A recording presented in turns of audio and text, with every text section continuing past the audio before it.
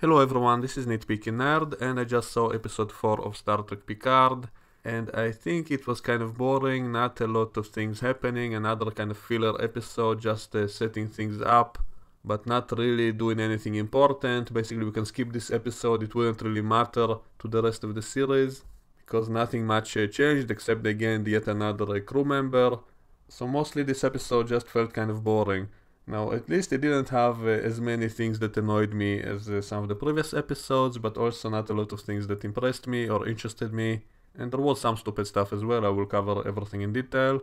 So Picard basically wants to recruit this Legolas looking guy, whose name is Elrond or something like that, so it's all very Lord of the Ringy. And not only him, but even the whole planet itself, it looks very similar to the elf city in those movies. And so I guess it wasn't a coincidence. There's too many similarities for it to be a coincidence, so I'm guessing this was supposed to be a deliberate homage, or you could call it a ripoff if they're basically doing that kind of stuff to try to appeal to fantasy fans, to try to get them on board as well. So it just feels like yet another example of these new Star Trek shows ripping off other things because they don't have enough ideas of their own, they don't have imagination. And I made compilation videos of other examples from mostly Star Trek Discovery, which always did that. Almost every episode had something very similar to some famous movie. And I'm not always opposed to doing a homage or doing something similar to a movie, just like the Orville is doing, and a lot of the older Star Trek shows always did that, and Stargate often borrowed ideas from all kinds of other science fiction movies. So it's fine to a degree, but you also have to add something of your own, something new which was not done before. The show has to be able to stand on its own, and so far I didn't really see a lot of new ideas or imagination of anything original that this show invented. So basically Picard beams down to that Romulan colony, which looks like the Elf City, and they deal with the topic of refugees and the Federation not wanting to help refugees, all those SJW stuff that they want to push into the show, which I'm not totally opposed because the old Star Trek shows always dealt with topics like that. So I'm not necessarily opposed to that. The problem I think in this show, they just push it in without it being a real part of the story. It's just something that they have to mention, and then they move on and never actually deal with the topics themselves. So it feels kind of pointless. The episode actually starts with a flashback of 15 years ago when Picard was helping these refugees settle on this new planet, and what I found most strange in that scene was that Picard was wearing some kind of old style suit and not a Starfleet uniform, even though he was still an admiral during that time and people said that he's an admiral. When I saw that bit in the trailer, I thought that's going to be after he resigned from Starfleet and maybe he tried to help them as a civilian, that he still visited them for a while, not as a Starfleet officer, so then it would make sense, but here we find out this is during the time he was still in Starfleet, and yet he doesn't wear a Starfleet uniform, instead he dresses up like the 20th century for some reason, so I found all of that kind of stupid, and then he helps mentor this young kid, and so how much time did he spend on that planet that he had the time to bond with the kid?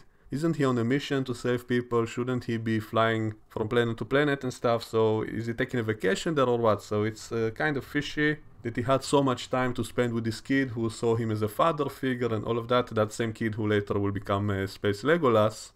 And I guess he's some sort of orphan, and he lives with these nuns who teach him how to fight because they're ninja assassin nuns or some stupid stuff like that.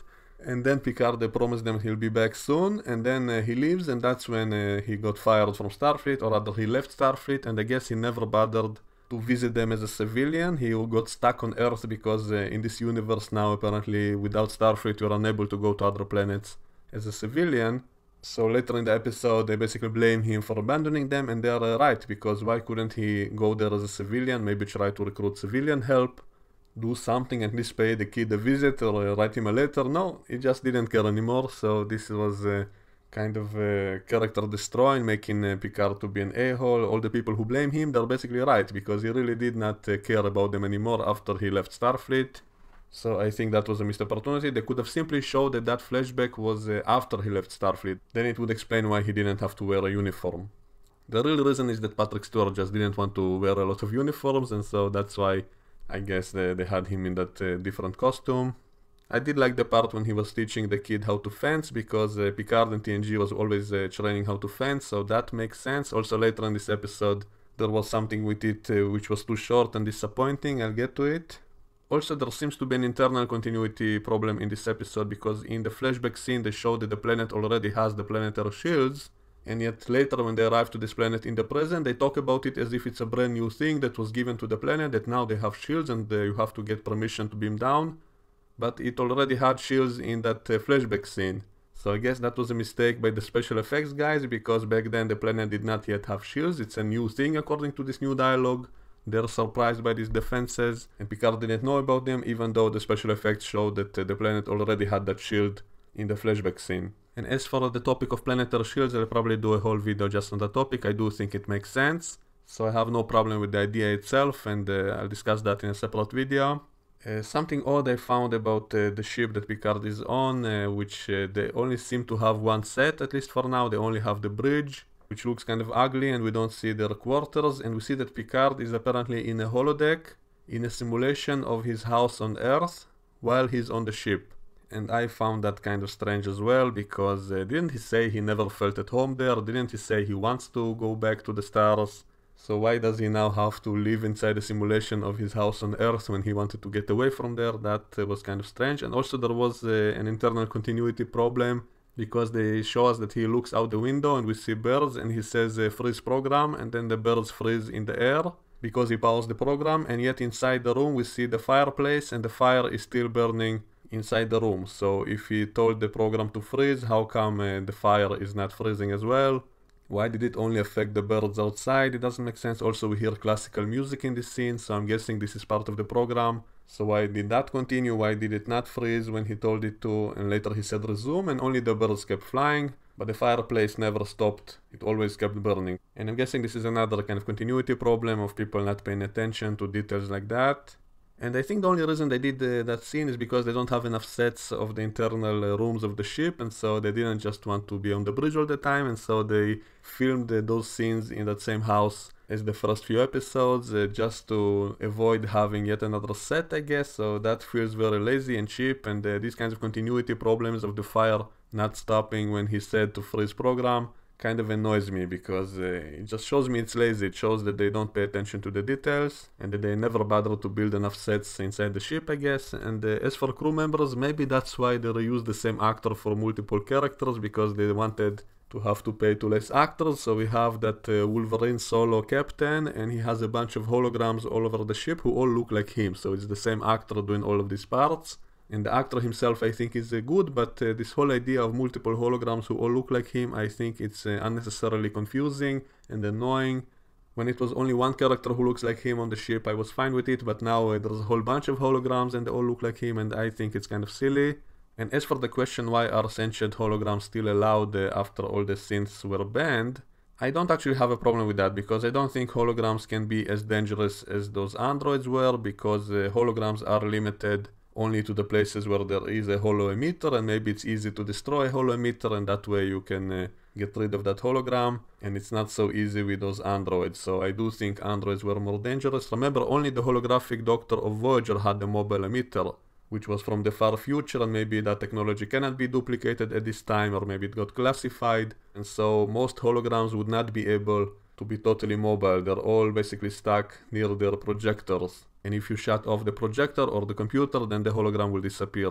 And also, I guess there was never a case of holograms running amok yet, and so there is no reason to shut them down if they're not dangerous. Only the androids turned out to be dangerous, and so I don't have a problem with holograms still being in use, even though I do think maybe it would be a good idea to ban them, simply because if you have this kind of technology, then why not let holograms run the entire ship for you all the time? And if anyone invades the ship, you can have holographic soldiers defending you. So it's kind of overpowered ability in my opinion, so I actually wouldn't mind if they do say they ban all holograms. I think maybe it's a good idea, because otherwise it's kind of overpowered ability. And you have a whole bunch of characters like this who I think are pointless for all holograms and looking like that one guy. And I think that whole subplot on the Borg cube is absolutely terrible, easily the worst part of the whole show for now. It just feels like a soap opera, and it drags on and never goes anywhere, so it feels totally pointless. It's annoying, and all those parts with that evil sister who keeps abusing her brother, and she strangles him and she dominates him. She's kind of incestuous all the time, she keeps touching him and stuff, so what the hell is going on? All that stuff is terrible, I just barely can watch it. all the scenes which I guess are supposed to be romantic, they don't work for me. I guess he was going to fall in love with Soshi for real. Is her name Soshi? Sushi, something like that. So I guess he will fall in love with her for real, and then he will switch sides and save her and all of that. So it's very predictable. I don't find it enjoyable at all. It feels like a cheap soap opera. So all of that stuff is terrible. And all the scenes on the Romulan planet, it's similar to Middle Earth in Lord of the Rings. And Picard meets Space Legolas and tries to convince him to join him. And he doesn't want to because he feels as if he abandoned him as a kid. And then Picard is prepared to leave, but then he seems to provoke the rest of the Romulans deliberately because there was that restaurant with the sign that only Romulans are allowed. And then he takes that sign and throws it to the floor and walks on it, and then goes into that restaurant. So I'm guessing he's deliberately provoking those Romulans into attacking him because he knows that Legolas is probably watching and he wants Legolas to come to his rescue so that he will agree to join him. So I'm guessing that's the reason why Picard was behaving so stupidly.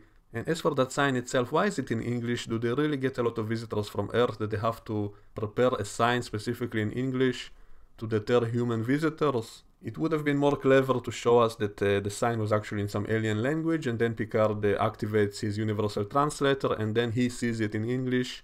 Maybe he has like a small lens in his eye or something like that which translate visual stuff to him. That would have been neat, but they didn't do it, so it's a missed opportunity. So then the Romulans attack him and they give him a sword, and I was thinking, oh great, so finally all those fencing lessons that Picard was taking, finally it will pay off, finally it will serve some useful purpose. So I thought he's going to have a duel. It would be a little bit ridiculous for him to be able to stand against a big Romulan because he's a weak old man. But I thought maybe with skill and grace, maybe he will be able to hold his own for a while and it might be a cool scene. But then it ends after 1 second, literally 1 second of a duel. And then Picard throws his sword down because he doesn't want to fight. So that really annoyed me because, you know, they always show this scene in the trailers, and so they basically fooled us into thinking we'll get to see Picard being a badass, and then it's all a trick basically, it's a trap. Because it lasts as long here as it did in the trailer, so I found that extremely annoying. And then Picard has to be saved by Legolas. Now maybe it was all part of Picard's plan, that he did it all deliberately in order to get Legolas to save him, so that he'll come with him on that mission, and then one of the other Romulans pulls out a disruptor and says, let's see how your sword protects you from a disruptor, but then the ship contacts Picard and asks if they can beam him up, and he says yes, but he never tells them to beam up Legolas as well, and yet somehow Legolas is also beamed up with him. He's not even standing near him or anything, so I found that also kind of a continuity problem. Because how did they know that Legolas did agree to join him? I guess maybe they were listening, but we never had any indication of that. Maybe they just read the script and they knew that Legolas will agree in the end. So they did beam him up. But it felt kind of stupid. Another example of the lack of attention to details. It also reminds me something I forgot to mention about the previous episode. There was a scene on the bridge in which Picard actually folded his hands twice. So it was bad editing. They cut to that Wolverine guy while Picard was folding his hands, and then it cut back to Picard and he was folding his hands again, so it was a very bad editing mistake, and stuff like that really makes the show feel kind of cheap and lazy and not paying attention to the details, so that kind of stuff annoys me. So here they magically know to beam Legolas up as well, even though Picard never told them to do it, and also I wonder what would have happened if they didn't beam them away. How would he defend himself from a disruptor with just a sword? Maybe he had a personal force field that he would have activated. That would have been a cool idea, so another missed opportunity. By the way, I do think there should be personal force fields in Star Trek. That's actually something we did see hints about in various episodes, and I will do a whole video just on this topic soon, but I think that's the only way to explain why a sword would even be useful in this universe. If everybody has phasers and disruptors, and you can just shoot someone from afar, then having just a sword as a weapon would be kind of ridiculous. Unless if a lot of people use personal force fields, and then such weapons would be useless. And maybe then a sword will be useful, because that way you will have to come close and to get someone through his force field with a sword. Just like Worf did in First Contact against those Borg drones who had force fields defending them from phasers, and yet swords apparently were still effective against them, so I think a similar excuse can be used to show why people still need to fight this way, because everybody has defenses against long-range weapons. I made a similar point about Star Wars. I said that a lightsaber would have been very ridiculous if you can just shoot someone from afar, but because they show that those with powers can actually shield themselves from a blaster fire, and that would explain why two people with such powers and such abilities will have to basically duel each other with a lightsaber, because normal weapons cannot work against such a person. So similarly, I think in Star Trek, if you want to have action scenes with swords, you have to explain it away somehow, and having a personal force field would be a clever way to do it. But they didn't, so I'm wondering if it's a missed opportunity, or maybe they'll do it later. And with all these similarities to Lord of the Rings, I now wonder if that necklace with the two rings is also kind of a homage to the ring that Frodo had. And you know, Dodge was wearing that hoodie similar to how Frodo looked like in the movies, and so I'm wondering if that's also deliberate. It's all part of the same kind of mishmash of ideas from other movies and other sources. So Dodge was kind of like Frodo, going around in a hoodie, having that necklace with a ring, and now we have Legolas. So they all formed a fellowship, and also they showed in the flashback scene that Picard gave a book to the young Legolas, which was the Three Musketeers, and you know that saying in that book, all for one and one for all, and all of that. Maybe that's why he agreed to join Picard. Maybe he'll say that line in some future scene. That might be fun. So in all these recent episodes, Picard basically recruited his fellowship and will now go looking for Space Frodo with the ring necklace, who is Data's daughter. And there was one moment in the episode that I did kind of like, when Spork was trying to seduce her, and then he told her something which surprised her, and then she kind of did the head turn, just like Data did. And so I'm wondering, maybe it was a coincidence, maybe it wasn't even deliberate. But I think because this episode was actually directed by Jonathan Frakes, I'm guessing that was a deliberate node, a literal node to Data. Maybe it was Jonathan Frakes' idea, maybe it wasn't in the script. And I'm hoping it's not just a coincidence. I'm hoping this was deliberate, because that would actually be a smart thing the show can do, showing some kind of similarities, because otherwise she's not really similar to Data in any way. She's not even behaving like any kind of android. She doesn't know she's an android. She's basically human in every way. So at least they added that little node to Data in the way that she moves, at least one time. So that was probably the best moment in the whole episode, in my opinion, because it reminded me of a show that was much better than this. And in the end of the episode, they are attacked by an ancient Romulan ship, which looks like the Romulan ships in TOS. So that was also a nice reference, I think, and the fact that they did mention that this was an antique ship was nice, because they acknowledged the fact that this is a very old ship which was not in service for a long time. So that was neat, and I'm fine with it being active and everything, and I'm fine. I'm guessing it got upgraded by new technology, and that's why they're able to fight modern ships and all of that, so I don't really have a problem with that. And we don't really know how big is Picard's new ship is, and so maybe it's not a very strong ship, so fighting an ancient Romulan ship might be on the same level, and so on. And they're actually losing the fight until another small ship arrives and saves them, and that ship turns out to be piloted by Seven of Nine, who they beam aboard their own ship to save her, because her ship is going to explode, is going to collide into that planetary shield. And that effect kind of reminds me of Rogue One in that part, with the planetary shields and the ships crashing into it. So it looked exactly the same as that. And they beam her directly to the bridge, because they don't have any other set on the ship, I guess. And so they beam her directly to the bridge, even though they don't know who that is, and maybe it can be dangerous. So why not beam it to some other room which is more secure and not on the bridge itself? But I guess they don't have sets yet. So they beam her to the bridge, and Picard recognizes her as Seven of Nine, and that's where the episode ends, on the cliffhanger.